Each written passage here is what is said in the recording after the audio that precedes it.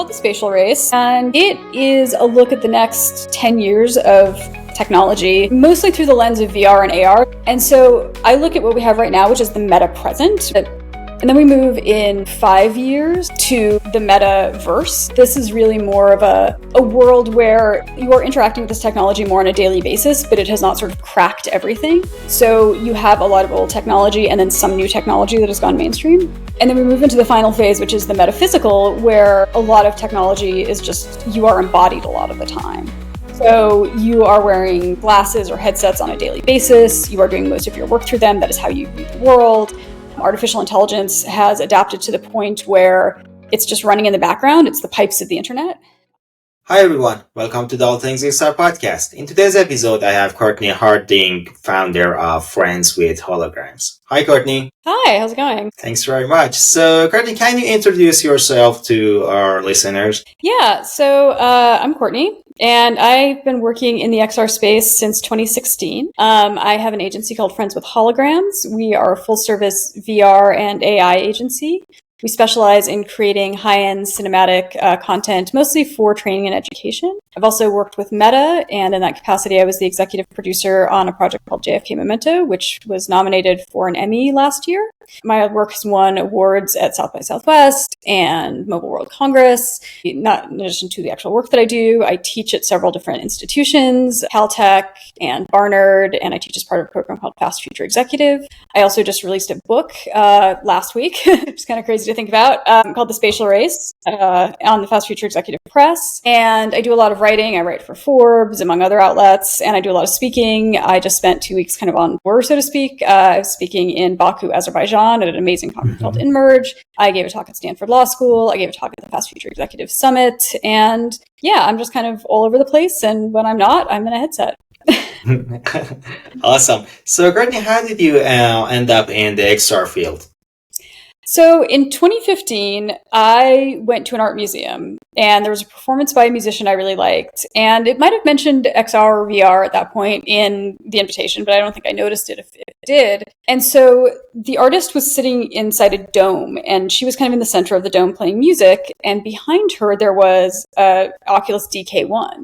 So the earliest consumer headset at that point. And the visuals from everyone's experience in the DK1 were being broadcast on the roof or on the ceiling of the dome. So you could see what everyone was seeing. And it was a very rudimentary experience, but at the time it felt really different. So you stood in line, you watched her play music, and then you put on the headset for 2-3 minutes. And those 2-3 minutes just changed everything for me. So I walked out of that experience. I remember it was like a really, really cold day. And I got on the subway to go home. And I thought, this is like, there's something here. There's something so powerful and interesting here.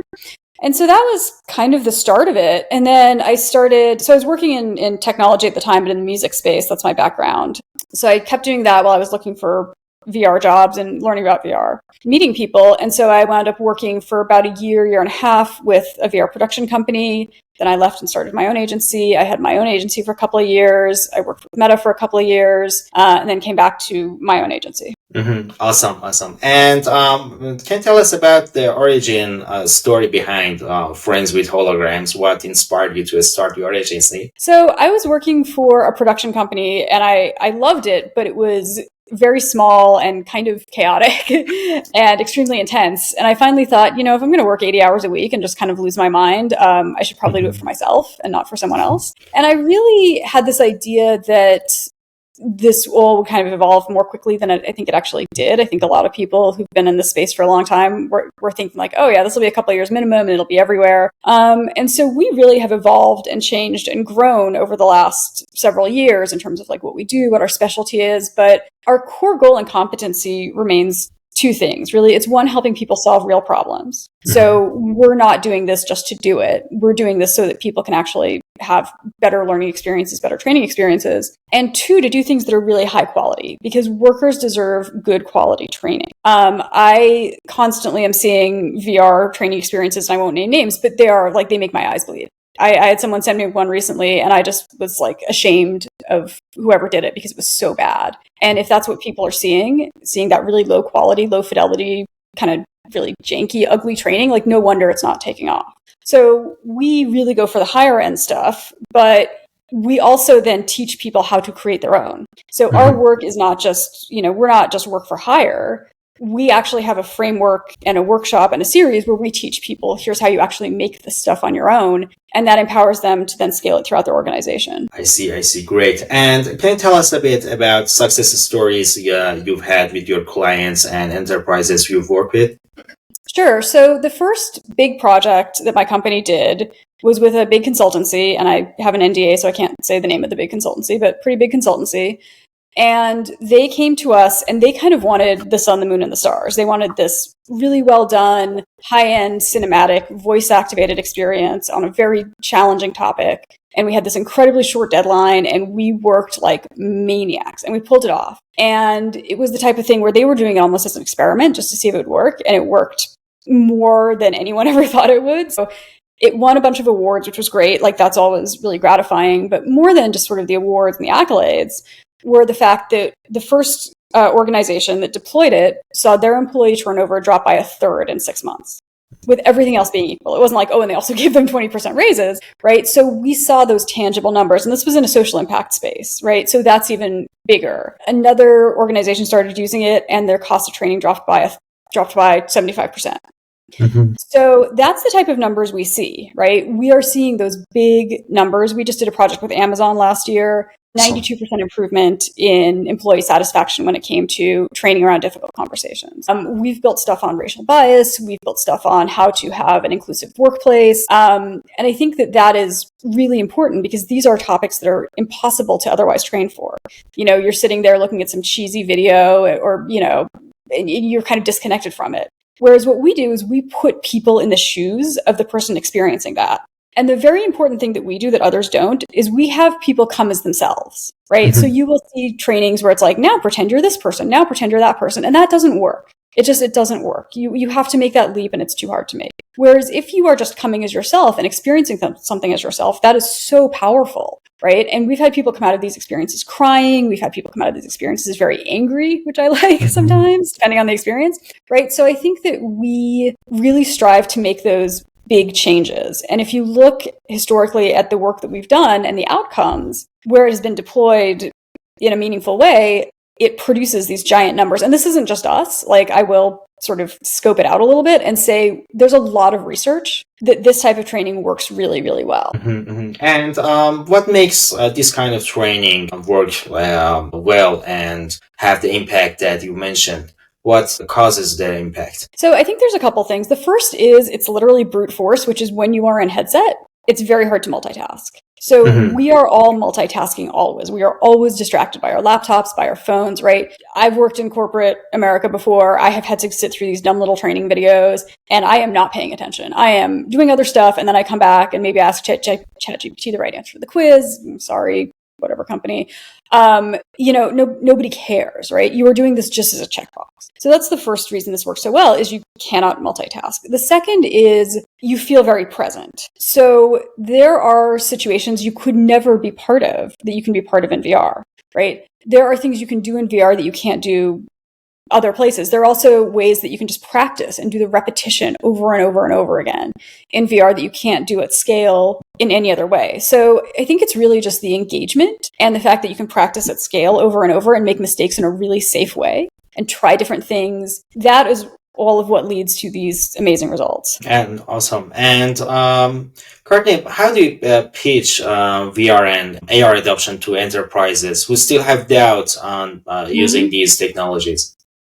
I mean, the numbers, here's what I found, right? There's enough research out there, and the cost of the headsets has come down enough. The adoption of the headsets has gone up enough that none of those things really are questions anymore. So then what I run into a lot is vibes. So I was leading a workshop on behalf of a big client for a big fast food company. And there was one woman in particular who kept asking me questions about deployment. Oh, well, but how would we deploy this? And I was like, you are a giant Fortune 100 company. You have plenty of people who sit there and send out laptops and phones. This is literally another Android device. Like these are literally at the end of the day, they're Android devices. It's not that complicated. Like, yeah, sure, you're going to need more people to do the actual work of sending and tracking for sure. Absolutely. But that's not complicated. That's just you hire a few more people who know how to do that. And she just kept asking these questions. And I was like, she's not asking this in good faith. She's just freaked out because her job is going to change. And maybe that means she doesn't have her job anymore. Or maybe that means she's whatever little fiefdom she has is going to change. And like, I think we're at a point now where people are so actively resisting new technologies because they really don't understand them. I see otherwise smart people talk about AI. And I'm like, guys, you don't sound good when you do this. Like, I'm sorry. I mean, if you want to be a Luddite, there's not a law against that, but there's a reason the Luddites lost. And, absolutely, we need responsible leadership. We need responsible innovation. We need guardrails. We need legislation around like copyright and ownership and safety and all of that stuff. 100% we need. But people just sort of digging their heels in for no reason other than it's weird and different. I think we're at just this inflection point where we have people who just refuse to change. And those people, maybe right now they're still hanging on, but ultimately they will not do well. Mm-hmm. Awesome. And Courtney, can you walk us through one of your projects? When I put on the headset, what do I see? Well, that entirely depends on the project. So it depends on, is it AI based, the AI virtual human avatars? Is it a 360 piece? Like, I will tell you our best practice for onboarding, right? So maybe that's a little bit better to explain it. So we have, through trial and error, discovered that you have to onboard people and you have to onboard them contextually and correctly. Otherwise, they'll freak out. Now, that is not true for every audience. If your audience is young people who play tons of video games, who use the headset constantly, right, that is less of a concern. But if you have like a mainstream corporate audience, which is generally who we work with, then just putting people in isn't going to work. They're going to get confused. They're going to get scared. They're going to get freaked out. So what we do is we get them in headset and then we kind of have them, look around, kind of click around a little bit just to get comfortable. And then we have them do an onboarding where they are learning how to use the headset and the controllers, if we're using controllers, but they are doing it in a way that is zero stakes. So if they make a mistake there, it doesn't matter. Because the worst thing you can do is dump someone in a training experience and then they mess up and that impacts their score or it knocks their confidence. And then they're like, I don't want to do this ever again. So if you have somebody do something just kind of easy and fun, and it has to be contextual.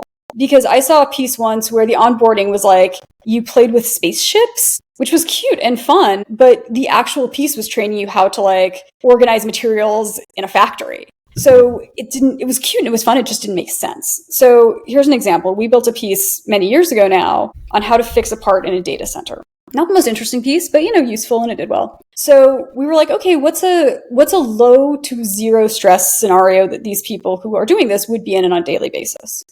And the answer to that was, you're in the break room, you're fixing yourself a snack. And then at the end of this, your phone buzzes and you have to go do this actual work fix. So we were teaching people how to do all the mechanics while they were opening cabinets, getting a box of something, putting it in a bowl, right? So if you made a mistake there, it's like, who cares? Try opening the cabinet again. Whereas if you were actually making a mistake while you're trying to do your job or the job that you are training for, right, that's a different psychology, right? So I think it's really about kind of getting people comfortable, getting them comfortable in a contextual way that is low stress and also allows us to test, right? So the piece we did for that big consultancy and several pieces we've done since have been voice activated. So we always have people say one or two things before we get into the meat of the experience. And that allows us to test like, is the microphone working? Is the Wi-Fi working? Is everything working okay? So that they're not stuck in the middle of the experience, then getting this error and being concerned. Awesome. And how do you guide your users to do the processes you want? There should be a person guiding them, or it's built in the UX? You should not have to. That is, if you have to guide someone through, your piece is not working as it should. So many years ago now, I had somebody come to an office I was working out of, and this guy had this piece that he wanted to show me, and he was so hype on it. And he literally had to stand behind me over my shoulder and tell me what to do. And it was really complicated. And he's like, now toggle this, now do this, now da-da-da-da-da. And finally I was like, I know. And I just took the headset off. I was like, goodbye, like try again. Because I mean, there's no other training that you do in your job at scale where someone has to like hang over your shoulder and guide you. That doesn't scale. It doesn't work. So ideally, it should be seamless. Ideally, you shouldn't have to do anything. It should be so simple that like a child could do it. Because again, that's how you get to scale. And so I think that's really critical. We don't I mean, we have documentation for people who are administering the training, but that's like an FAQ, like, oh, if this thing breaks, reset this. But on an individual level, no, it should be so seamless. Anyone can just put on the headset and pop through it. Mm-hmm. Awesome. And what's the role of AI in your projects? How do you use AI into your projects? So we use AI to build AI-powered virtual human avatars. So that's a lot of what we've been doing recently is these conversational, they're virtual humans. And they are no code. They are built on a platform with, a little form that you fill out. You can put as much or as little information as you want. Obviously, the more information you feed in, the more you'll get in return, but you can build them pretty simply. And then you have practice having these conversations. So it's all powered by ChatGPT. And the great thing about that is you can build them at scale, you can practice at scale, and you can create really custom situations. So the idea is, the project we worked on most recently was young managers not knowing how to have hard conversations with their employees. That's totally common. Most organizations have that issue. And so allowing not only the organization, but the employees to build these conversations and then practice at scale is really critical. And you'd see that on the back end where people would come up with these really specific scenarios of conversations they were worried about, and then they would practice over and over. And the idea is not to go in with a script, right? That's not going to work. The idea is to feel comfortable, to have that muscle memory of having done this before, and then to try different things, try different avenues. And you can build the avatars such that maybe some are more aggressive than others, some are friendlier than others, some are more forthcoming than others. So you can play around and really customize it. And it basically gets people out of their own heads where they're not nervous. And so then they can focus on the conversation. And how do you make these avatars as realistic as they can? Are they 3D, 2D? Can you explain? Oh, they're 3D. They're like metahumans. So there will be always like a little bit of an uncanny valley, right? Like it's, we're not at the place yet where they're so realistic. And I think that's probably in the end a good thing. But they're realistic enough. So they look good, and they look like they have depth, and they look like they have, movement and emotion. And so, they're the top of the line. Awesome. And Courtney, which industry adopted immersive training faster than you expected? So I can't point to, okay. So medicine and hospitals and med schools have, I think, adopted pretty quickly. I think that's a growth area. But beyond that, I would say there is not one single industry that has adopted more than others. And it's interesting because within industries, you have a lot of differentiation. So you look at Walmart, for example, who is, despite being like kind of a conservative company, very, very, very forward thinking when it comes to technology. So they were one of the first to really adopt VR at scale. Now they've announced a partnership with ChatGPT to enable shopping on their website. They have done so much. And so we worked with them, and they have adopted this to the nth degree. Target? Nah. Costco? Nah. So it's strange to me that other companies look at what their competitors are doing and do not say like, oh, we should do that too, despite the fact that their competitors have had tremendous success with it. So and it's funny because I teach a couple different courses, and one course that I teach is specific to executives, right? It's executive ed. It's not for more general ed. And I have different industries every single time, and to a course, right? I teach it quarterly. Someone will say, well, how does this work in our industry? How does this work in oil and gas? How does this work in manufacturing? How does this work in whatever? And there are specific things you can do in each, right? Oil rig safety is great for oil and gas. You're not going to need it for manufacturing, right? Other factory safety, you'll need manufacturing, etc. But every organization, every company, every industry has people who manage other people.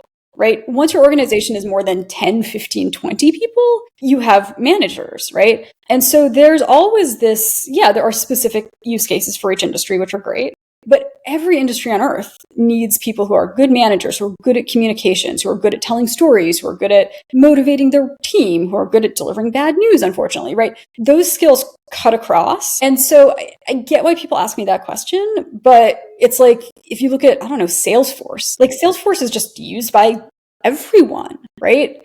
It doesn't really matter the industry. So I think we need to get VR to a place where everyone's like, okay, there are specific things we can do. There's also general things that everyone can do. Awesome. What hardware are you recommending right now for your projects? We're hardware agnostic. I personally like the Vision Pro, although I think Apple has not done all that they should with it. That's just me. I like the Vision Pro. It's too expensive. It's kind of a non-starter for a lot of companies. Meta and Pico both have very good options. There are upsides and downsides to both, and I won't go into those, but those two I would recommend. I think, again, they're both very good headsets. It kind of depends on what you're looking for, the size of your deployment, all of that stuff. But we're building for whatever headsets the client has.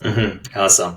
And Courtney, you're also a renowned author in our field. Can you tell us about your latest book? Yeah, so it's called The Spatial Race, and it is a look at the next 10 years of technology, mostly through the lens of VR and AR. There are some other emerging technologies wrapped in that that will sort of overlap, but it's really those two technologies. And so I look at what we have right now, which is the meta present, which is this very sort of nascent starting out point where people can't really see things. A lot of this adoption of this technology has been very uneven. A lot of it is so new that people really can't wrap their heads around it.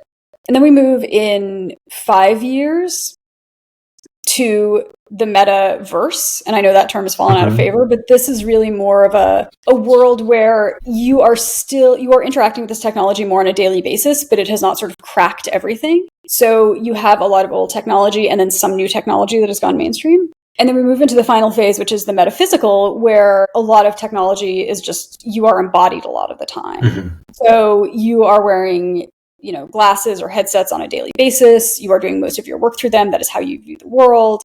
Artificial intelligence has adapted to the point where it's just running in the background. It's the pipes of the internet. So the example I like to use is right now, you get a letter from your health insurance company that says, oh, we denied your claim for such and such, right? And then you have to call and you have to wait on hold and you have to talk to somebody who has like one functioning brain cell and it's kind of stupid. And then you have to waste an hour of your time. And then they're like, oh, we entered the wrong code. Sorry. And you don't get that hour of your time back. Although I've started doing this thing where I just send bills for my time based on my hourly consulting rate. I never actually get that, but it's just sort of a performance for me. It's just funny. And maybe I will. And I think if everyone did that at scale, things would happen, but whatever. Good idea. But right, that's the current stage, and that sucks. No one likes that. So then the next phase in 5 years, give or take, will be, this thing happens, you get this letter, but you talk to a bot, and because there's no scarcity of bots, right, you don't have to wait on hold, the bot is trained, the bot can move very quickly, and then get this resolved, no problem. 10 years from now, you won't get the letter because AI will just look at this and say, oh, that's the wrong code, and be able to pattern match it and just be done with it. So customer service agents will not exist, not because they will be replaced by bots, but because bots will sort of replace the work that goes into the mistakes that lead you to call them. So that's like one example of how this will all play out. The other example is with the head-mounted devices. Right now, if I go for a walk at lunchtime, I'm going to see a lot of ads for things I don't care about, right? That's just normal, right? There's billboards everywhere, and 90% of it is nothing to me. So that's a huge waste of money and resources for companies. So then in 5 years, you will have sort of better contextual, personalized ads, but it'll still be pretty broad. In 10 years, your glasses will just always be running and the AI will know your social graph so well that it'll just serve you exactly what you need when you need it. And for big companies and big ad agencies, that's going to be very, very disruptive. But for small companies, they can play on an equal field because they know exactly who their audience is and they can micro-target them rather than doing these like big campaigns or trying to compete with big campaigns.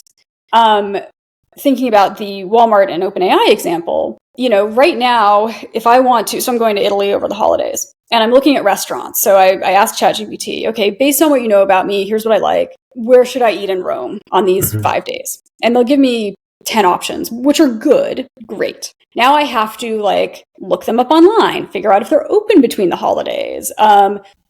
When do they open reservations? When do, all of this other stuff, in some places I have to call them, right? And then I have to figure out the time. It's a clunky, crappy experience. Yeah. So in 10 years or even less, right, ChatGPT will have integrated with whatever reservation booking services there are. And it's like, okay, you gave me these 10 options. I like these 5. Book it for me and send me a confirmation. I don't have to do anything else. I don't have to muck around, right? Or it will filter out, it will have that insight to filter out, like, yeah, here's this restaurant that you think would be amazing, but guess what? It's fully booked or it's closed. It's not even going to serve me that, right? And so that incentivizes restaurants to be better, because if they stop showing up in people's search results, then they're kind of dead, right? And it's just a more seamless process for everyone. It's better for business on every single level. So like that's where we're going, is this really seamless, frictionless integration of, heads up devices and AI powered, search engines. And so that's where we're going. And so that's a lot of what the book covers, is like, how do you then, for your business or for yourself, prepare yourself for that? I was giving a talk a week and a half ago, and I was joking about Clayton Christensen and The Innovator's Dilemma, which is a book that has been taught in business schools for, 30 years. Like, he's been dead for several years. And everyone's like, oh, The Innovator's Dilemma. And I was like, yes, but you're not doing it. You are not forward looking. You are not changing your business model, because your business model is working today. Doesn't mean your business model is going to work tomorrow. Your employment model, right, for individuals is working today.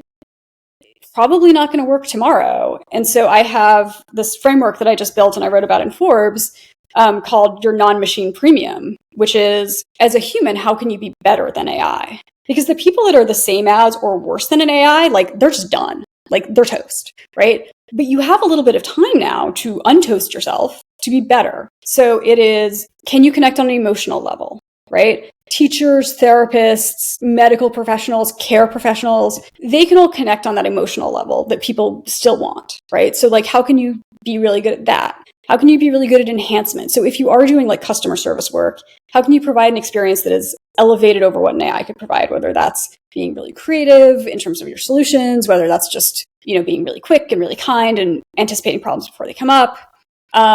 Entertainment, which is, or experience, which is like, if you are just a cab driver who gets people from point A to point B, like, Waymo is coming for you. I'm sorry, they just are.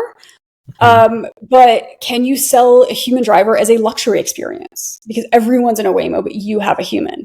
Can you be really interesting? Can you make great playlists? Can you have a really cool tour that you do, right? So there's ways that you can, again, be better than the Waymo. And then ego, which is, do people want to connect with you?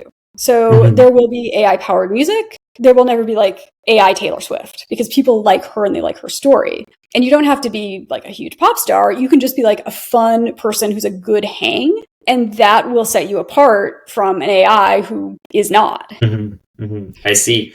And in the future, you painted, Courtney, you see everyone becoming entrepreneurs, or what's the role of smaller businesses and startups in the future you see? Yeah, so I think, startups right now have a huge and important role to play, because a lot of the companies that were startups 10, 15 years ago have become incumbents, and they have fallen prey to what every incumbent falls prey to, which is like, we're doing fine. We don't need to change, right? And so many of them are legacy businesses that are doing okay now and keeping everything afloat, but will eventually get disrupted. So, I think the challenge has been, for so many years in the 2010s, you would start a cool company and then a big company would almost immediately acquire it. Or you start a cool company and then a big company steals your idea, right? So it got harder and harder to start your own companies. Now we're in a phase where, because of the market, there's less venture capital unless it's for very certain things. So hopefully once interest rates come down and more capital opens up, we're going to see a renaissance of these small, interesting startups that are doing cool stuff at the margins that then get bigger, and they're pushing the envelope, because it's so much harder. It's easier to steer like a speedboat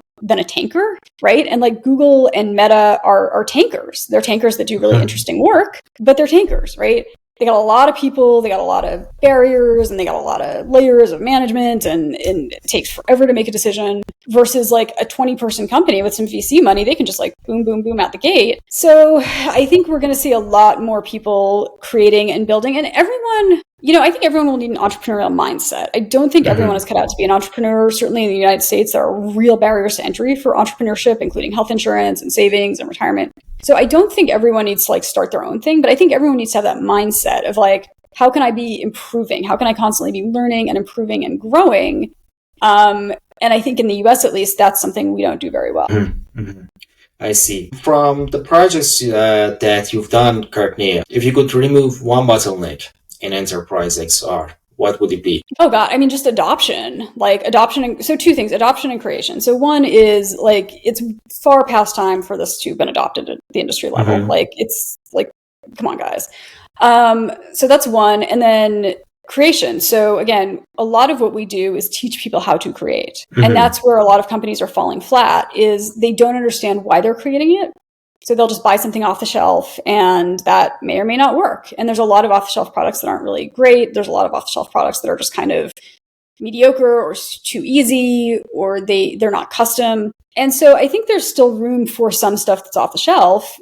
Mm-hmm. But I think the real issue is that companies need to be creating their own. And that's something that they have historically not invested in or been empowered to do.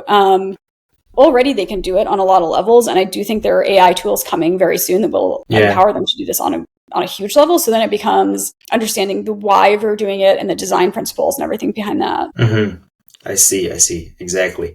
And Courtney, what are the technologies or projects that are you most excited about that we see developing? For example, you mentioned AI tools that creators can use to create 3D environments or for example, world models and etc. Yeah, prompt-based 3D environments will be huge. I mean, that's coming. People are working on that. I cannot imagine that's more than a couple of years away. So I think once people can do that, that's going to be a game changer. I'm super interested in AI tools to just streamline your life, and AI tools that are kind of integrated, because right now AI feels like very much a lean forward technology. I have to prompt ChatGPT. I have to open Sora and give it a prompt to create a video, right? It will eventually become a lean back technology where it's just kind of running and doing stuff for me. So I'm really interested in the future when it's like AI can just manage things for me. I have a lot of friends who are mothers of young children. The amount of like emotional and domestic labor they have to do is kind of insane. And so how much of that can AI just automate? How much of that can AI just take from their brains and allow them to do the things they went to school for, do the things they're interested in, right? Without having to be like, there's 10 pediatrician appointments. How do I even do this, right? Who's got what vaccine, or who's got like that? Like, smart people should not have to manage that. AI can manage that. So I'm really interested in that. Obviously the self-driving vehicles, Waymo is coming to New York. That's super exciting to me. I think the benefits for safety, especially for women, are massive, and at this point, really, really undersold. If I was running Waymo's, marketing department, I would be out there on the front lines every day with the statistics about Uber and sexual assault, like beating the drum. So anyway, Waymo, if you're listening, call me. But yeah, it's just like, at the end of the day, when I think about this stuff, it's like, what are the stories we are telling about this technology? Because I think that's where we have failed, right? We as an industry have failed to tell good, compelling stories about this technology. The metaverse, I think, was a huge missed opportunity in the sense of we never told a really good, cohesive story about why we should be using this, right? It was just like, here's a cool thing. That's fine, but no one cares, right? Why is AI going to make your life better rather than just steal your job and whatever? Why is VR training so much better than whatever it is you're doing now? And why should you, as a worker, demand it of your company, right? Yeah. So this becomes like a worker issue. It becomes a women's issue. It becomes bigger than like put on a headset and learn how to do a task. It's really an issue of like corporate responsibility. Yeah, I see. And Courtney, where can our listeners find out more about you and your latest book? So I am pretty easy to find on the internet. I joke that my parents, long before anyone knew what SEO was, gave me an SEO-friendly name. It's really, truly that my father can't spell. So anyway, my name is basically my calling card. So it's Cortney, and you can see how it's spelled at the bottom of this, Harding. And my website is Cortney-Harding.com. My company's page is friendswithholograms.com. I am on LinkedIn. I am on Instagram. I am pretty easy to track down and always open to chat. The company is growing. We're always looking for new opportunities, new partners, new projects. So yeah, I was happy to talk about that.